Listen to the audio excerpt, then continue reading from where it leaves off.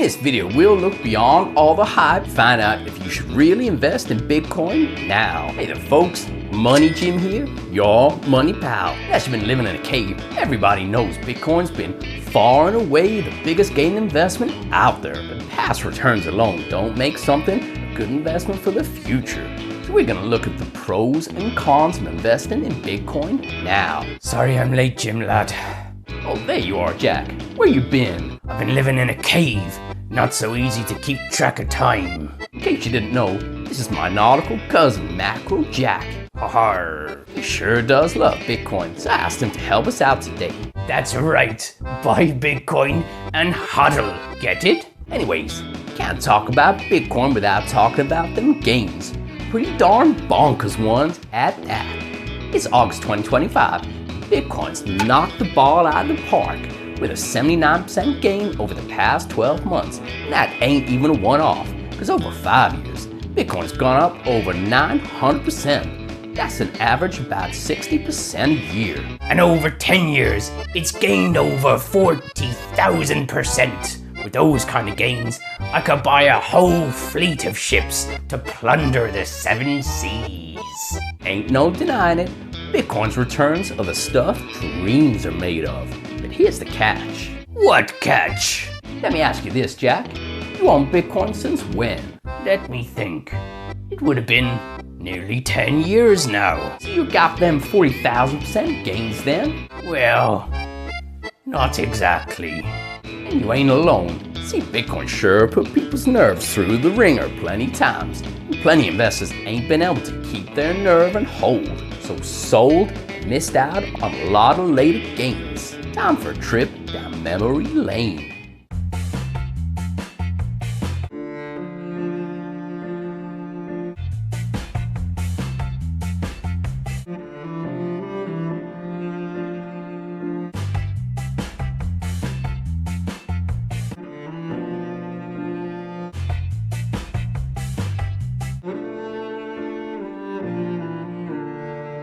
See, for all it's gone up, Bitcoin's delivered some crushing lows. 5% drop in a day, that's just another Tuesday. We've seen Bitcoin crash over 20% in 24 hours. Since 2014, it's been cut in half or more 5 times. And it's lost a quarter of its value twice over the past 18 months too. Well, I've learned my lesson, Jim. I'd take a 100% loss if I could get 1,000% gain later. Jack, what? If you lose 100% of your money, there ain't nothing left to gain. It's all gone. Well then, I'd take a 90% loss if I could get a 900% gain later. Jack, what? If you lose 90% of your money, it takes a 900% gain just to get back to where you started. You would have made no money at all. Oh. So even though the numbers Bitcoin's gone up by are darn sight bigger than the numbers it's fallen, those drops sure took some mighty big gains to recover from, and there could be more falls along the way. In fact, you should probably count on it. Buy the dips. Jack's got a point. Don't just buy the dips. If you want to invest in Bitcoin, it might be best to buy it whatever the price, whether it's up or down. Ever heard of dollar cost averaging? Doesn't exactly sound like an adventure to me. That's kind of the point. See, by buying Bitcoin, or any investment for that matter, in small bits each month, or however often you want to do it, it takes the emotion out of it. So you ain't getting sucked in by the hype when it's shooting up, or getting scared off when it's crashing down. With dollar cost averaging, you keep investing bit by bit, come rain or shine. Plenty folks. Buy high and sell low, which is exactly the opposite of how to make money. So let's move on from past returns. Can't invest in those.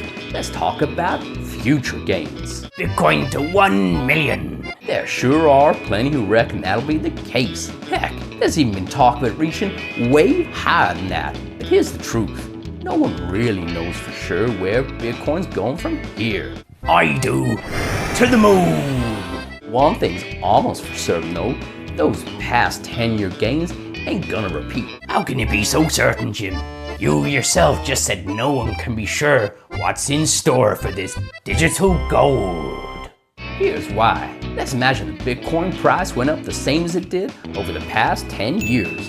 One Bitcoin would be worth over $47 million. If you multiply that by the 20 million or so Bitcoin out there, that's a total of over 900 trillion, which is about 12 times all the money in the world right now. So yeah, that ain't likely to happen. But what about the past 5-year gains?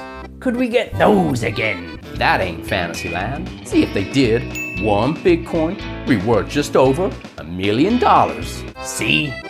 I told you. Which would mean all the Bitcoin in total will be worth just a bit more than all the world's gold, and still only 1/6 of the global stock and bond markets. So those figures ain't so unbelievable. Whether it actually happens though is another story. Oh, it will, Jimbo. That be sure as ships sail the seas. Ain't no such thing as a surefire bet, Jack. One of the arguments against Bitcoin for the likes of Warren Buffett and Dave Ramsey is because it don't produce nothing, it ain't really worth nothing, and the gain's all speculation and greater fool theory in action. That may be so, but you can be a fool and still strike it rich.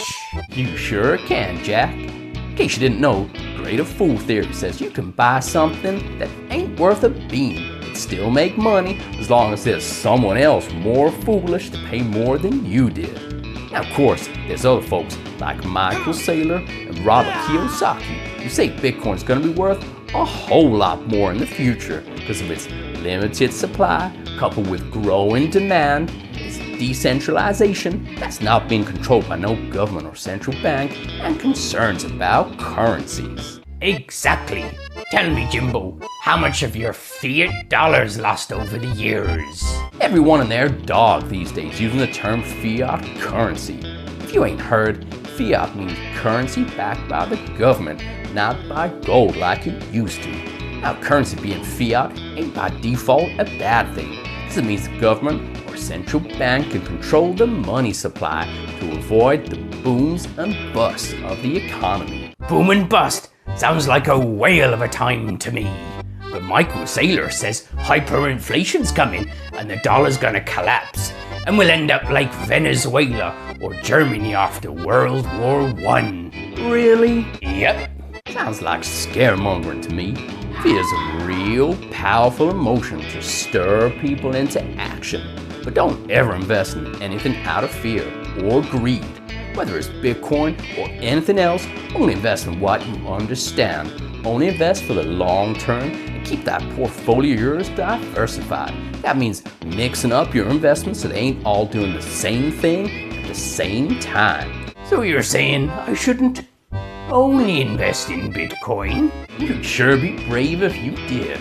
You could use a bit of Bitcoin to spice up a traditional portfolio of stocks and bonds. See, the ups and downs of Bitcoins don't march to the same beat as those markets.